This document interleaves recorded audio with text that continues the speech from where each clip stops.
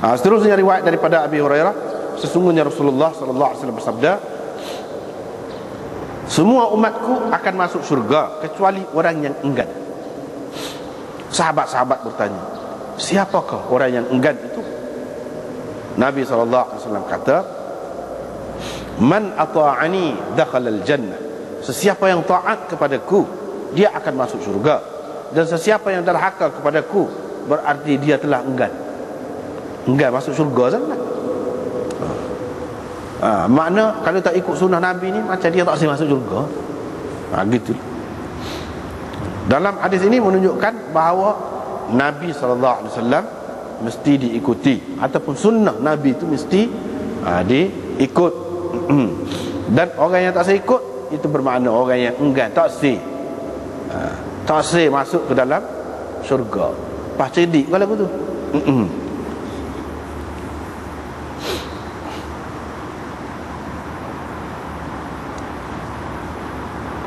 Lepas tu riwayat daripada Jabir bin Abdullah, beliau berkata, ada beberapa malaikat datang kepada Nabi SAW ketika Nabi sedang tidur. Sebahagian daripada mereka berkata, dia sedang tidur. Yang lain pula berkata, matanya saja tidur, hatinya sedar. Dia kata, faqalu inna li sahibikum hadha mathala fadribu lahu mathala. Jadi dia ni ada perbandingan dia ni. Cuba buat perbandingan untuk dia. Cuba buat perbandingan untuknya. Kita nak kata dia ni super gap. Apa sini lagu ni? Apa sini tidur mata tapi hati tak tidur ni. Kita nak kata super gap. Faqala ba'dhum,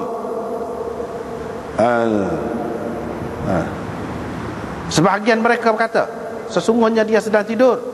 Yang lain pula kata, mata dia tidur, hatinya jaga, sedar, tak tidur. Faqalu, lalu mereka pun berkata, perbandingannya ialah seperti seseorang yang membina rumah dan dia membuat majlis makan adalah rumah. Dia menghantar orang untuk memanggil, menjemput orang datang. Orang yang menerima jemputan yang memanggil itu bolehlah masuk ke dalam rumah itu dan makan jamuan itu. Dan orang yang tidak menerima, tidak menyahut orang yang mengajak tu, menjemput itu, dia tidak masuk ke dalam rumah dan tidak boleh makan daripada jamuan itu. Mereka pun kata, sama malaikat ni kata, ceritalah kepada dia biar terang, biar dia faham. Ni buat perbandingan, itu perbandingan. Maksud perbandingan itu apa? Royak ke dia biar dia faham molek. Faqala ba'duhum, sebahagian daripada mereka berkata, dia tidur. Sebahagian kata pula, mata dia tidur, hati dia jaga. Mereka pun kata, ramai-ramai, maksud rumah tu dibina oleh dia tu, dar itu perkampungan boleh, rumah boleh, negeri boleh. Dia bina negeri, dia bina perkampungan, dia bina rumah, tak kira lah, boleh lah kita kata. Rumah itu ataupun perkampungan itu ataupun negeri yang dibina tu, dia tu ialah syurga. Dan yang menyeru itu ialah Muhammad.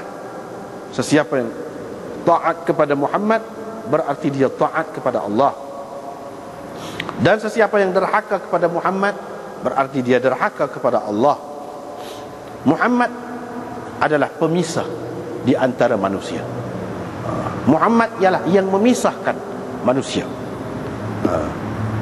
yang menentukan manusia. Ini Muslim, ini tidak Muslim. Ini masuk syurga, ini masuk neraka. Dia penentunya.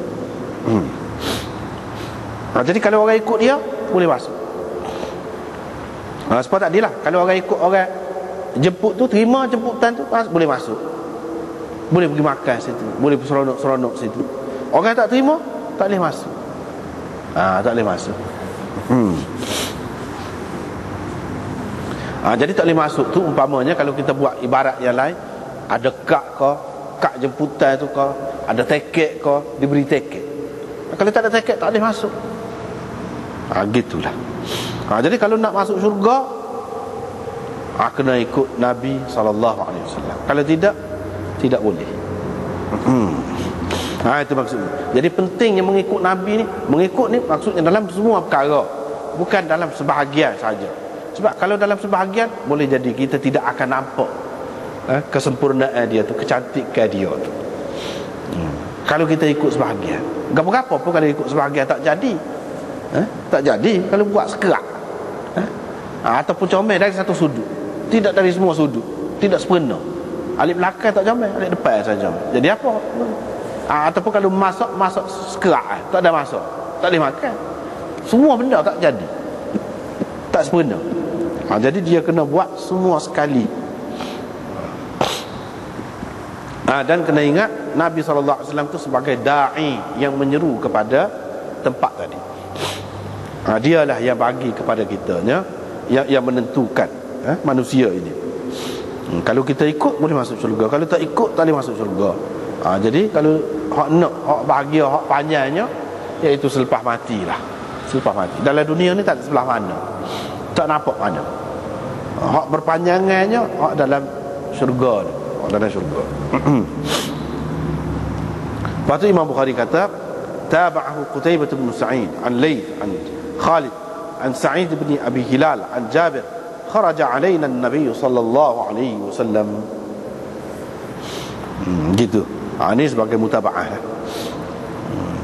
Lepas tu riwayat daripada Hudzaifah, dia berkata, wahai kalangan qurra, istaqimu, istiqamahlah kamu. Faqad sabaqtum sabqan ba'ida, wa in akhadhtum yaminan wa shimala laqad dalaltum dalalan ba'ida. Wahai qurra, yani Hudzaifah ni kata kepada sahabat-sahabat Nabi. Qurra ni di zaman awal, bukan supaya qurra zaman kemudian, zaman kita sekarang ni. Qurra ni qari zaman kita ni. Qari. Zaman Nabi dulu, zaman sahabat dulu, dalam hadis ni kalau dia sebut qurra, aqra'uhum li kitabillah, maksudnya yang alim tentang kitab Allah, yang alim.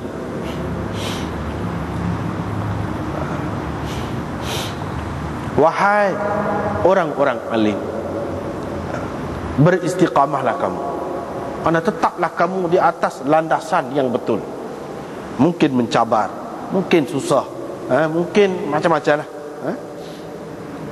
Sebab kalau kamu tetap di atas jalan yang betul itu, sabaqtum sabqan ba'ida, kamu mendahului orang lain jauh ke depan.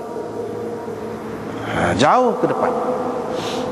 Orang lain tinggal alik belakang.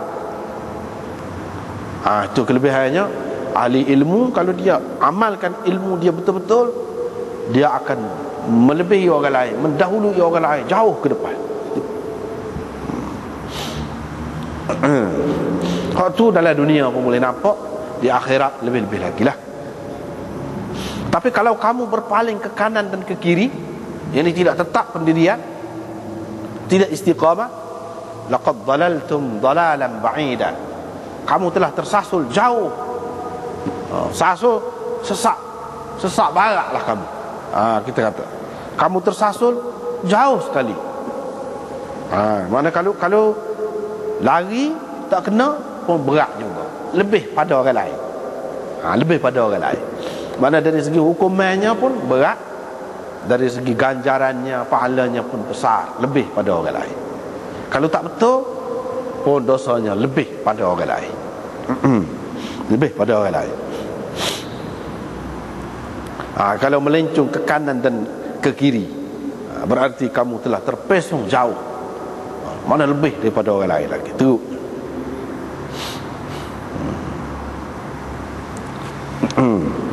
Kemudian haddatsani Abu Quraib. Sekali dulu Allah.